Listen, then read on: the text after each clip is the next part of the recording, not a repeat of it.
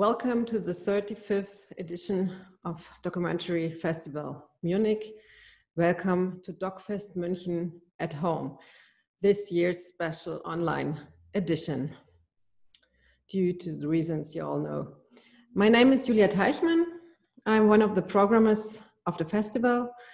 And the film you're going to see the Q&A now is After Munich by Francine Zuckerman.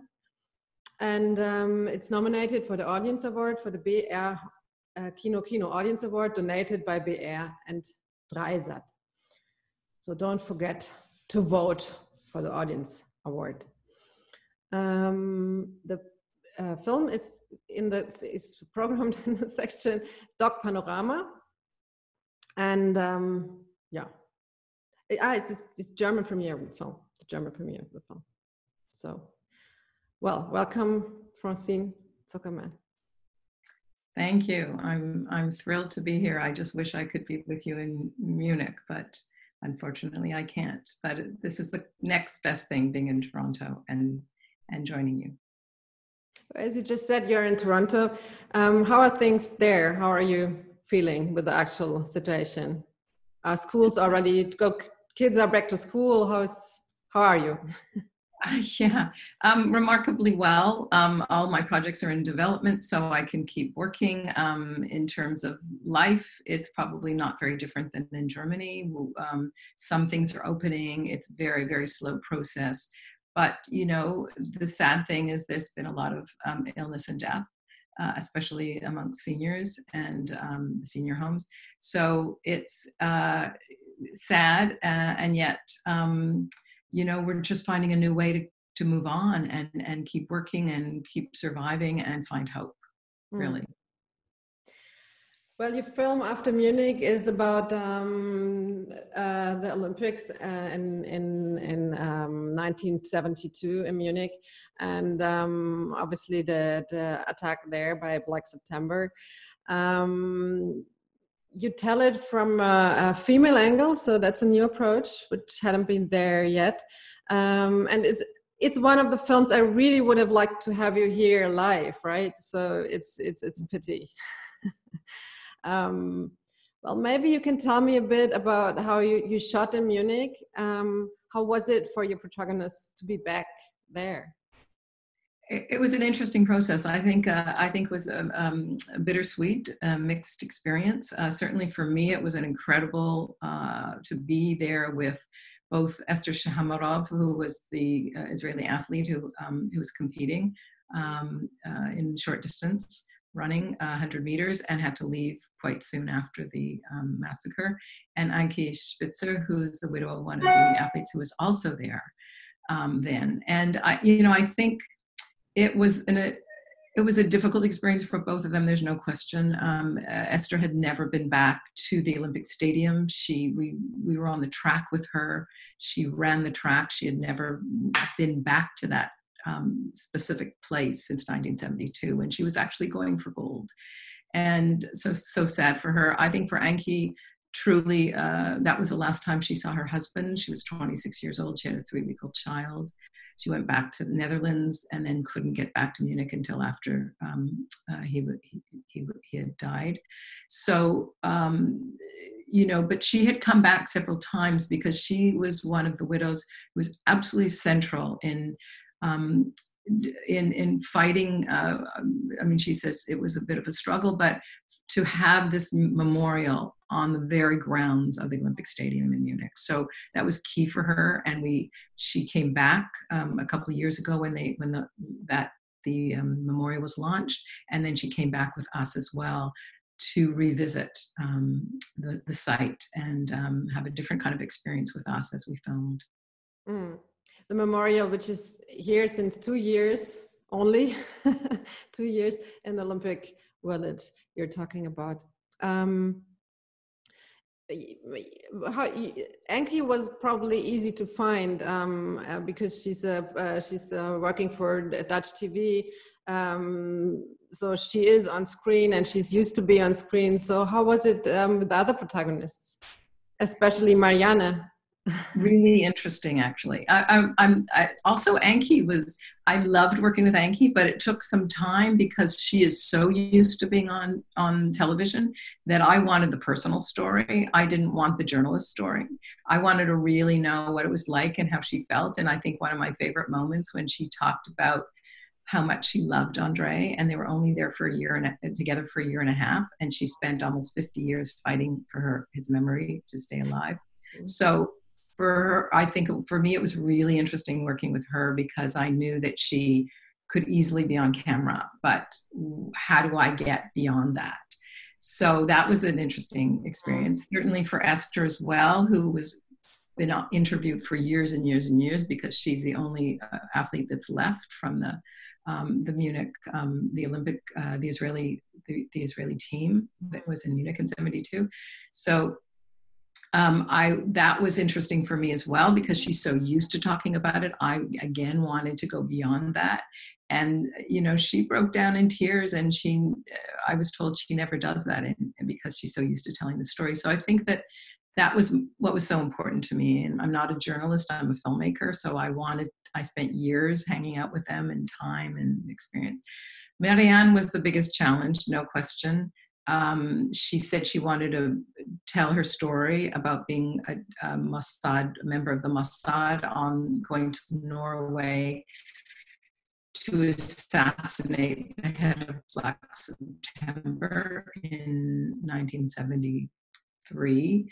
And she did the interview and then said, I don't want to be involved anymore. And I said, but you're so important to this story. And said, no, I don't want to be involved anymore. This is too difficult.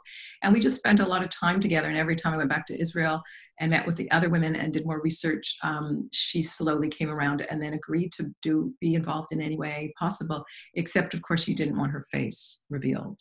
And so we had to, silhouette her. I thought by the end, because she's now in her 70s, that she would go, okay, this is an experience for me. I'm telling my story for the first time since 1973, and maybe I can speak about it and be revealed, but she didn't want to. So I had to respect that. And I think she felt very vulnerable, and her neighbors and people don't know who she really is. And then, of course, Sylvia, we had to tell her story through the people in her life because she passed away 10 years ago. How come you included Sylvia? You decided to include Sylvia in the film? It's a great fictional. It's history, but to tell it like in a reenacted way, or however you would call it. But it's a feature film element in the film to tell her story. She's played by an actress, so.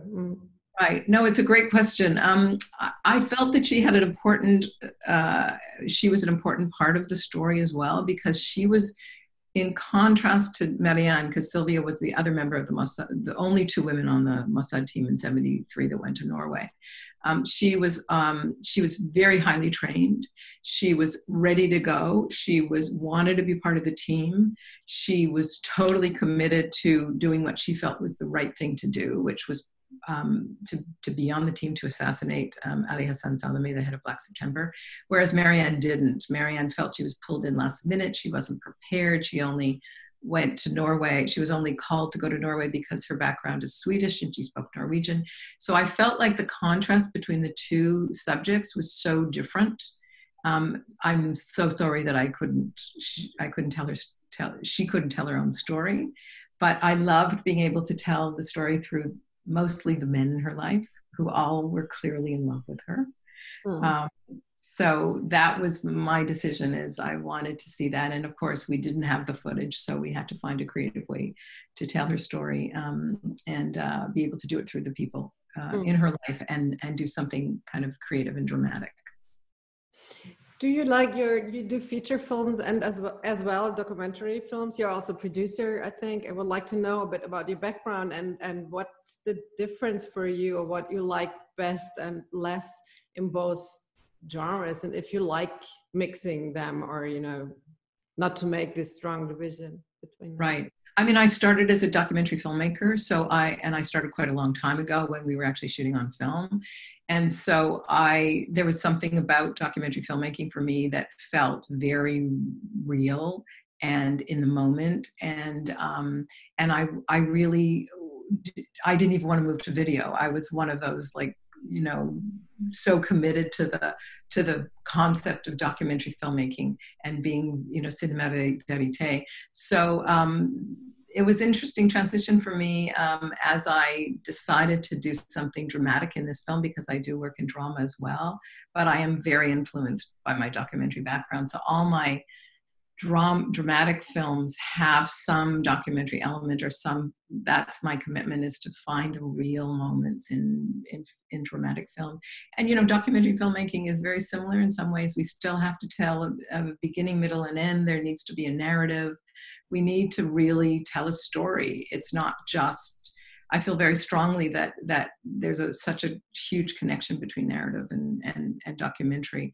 And because I started in documentary, I think that informed my dramatic work in some way as well, because I'm always delving into those real moments and trying to find that and integrating reality in, whether it's news footage or something that actually happened. So my next project is Margaret Atwood's first novel that we're making it into a TV series.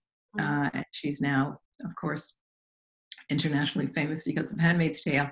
And so it's set in the 60s, and we want to bring in a whole feeling of what was happening then and what was going on when this character was living through that experience that she did in the book. So that's always really important to me. What was the initial moment you wanted to tell this story? Because it's a story very often told, right? It's like the most famous version, probably Steven Spielberg's version from 2005, and it was a big time thing when it was shot, I still remember. So how come you wanted to tell the story, let's say, and it's not meant provocative, but again? Yeah,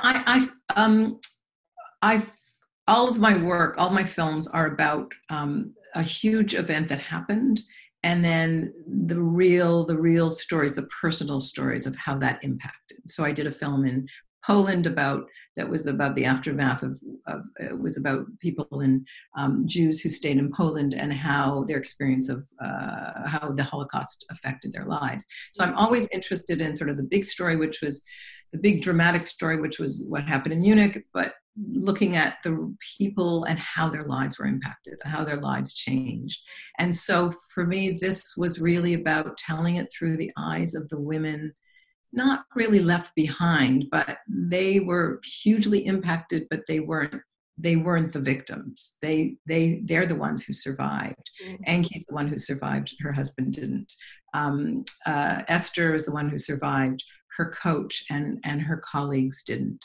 And the same thing for Marianne and Sylvia. They, you know, many of the Mossad agents didn't make it. So I really wanted to tell the story of those who survived and can tell the story.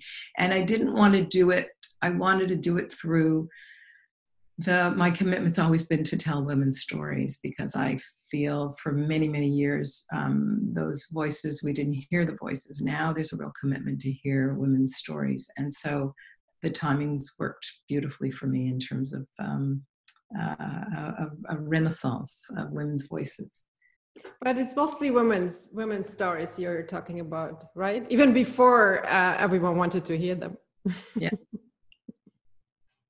Yeah, it's always been really important to me. I just feel like even the Margaret Atwood film that TV series that we're making, The Edible Woman, I studied when I was 15 in high school in North American literature class, and it's the female story. And I did a film about breast cancer and the environment with Olivia Newton-John. And for me, it's always been my raison d'être. Are you still in contact with your protagonists? Have they seen the film? No, they haven't seen the film. I was coming to Munich, probably now, leaving, and then I was going on to Israel and touring the entire country. So we were going to be screening the film at the Jerusalem Cinematheque, Tel Aviv, Herzliya, Haifa. I was touring, and they were going to be able to see the film then in the Cinematheque in a big theater, which is how I wanted them to see it. So they've never seen it. I'm very disappointed, and I was hoping Anki and maybe Esther would have come to Munich with me this week and join me. So everything's changed. They've asked to see it online, and I don't want to send them the link. And I'm still hoping that I can get to Israel maybe by the end of the year or early next year and be able to screen it in a cinema. Maybe physically distancing. I don't know. Are we going to wear masks? I don't know. It's a crazy new world. We're already discussing it here, how it could work. Yeah. It's a crazy new world. Yeah. So I hope you can show your protagonists the film soon. I'm really glad we have it in our program. It's a pity we don't meet physically in Munich, but maybe next time with your next project. So thank you very much for this conversation. Don't forget to vote for the Audience Award. After Munich is nominated for the Audience Award. And hope to see you in Munich one day. Thank you so much.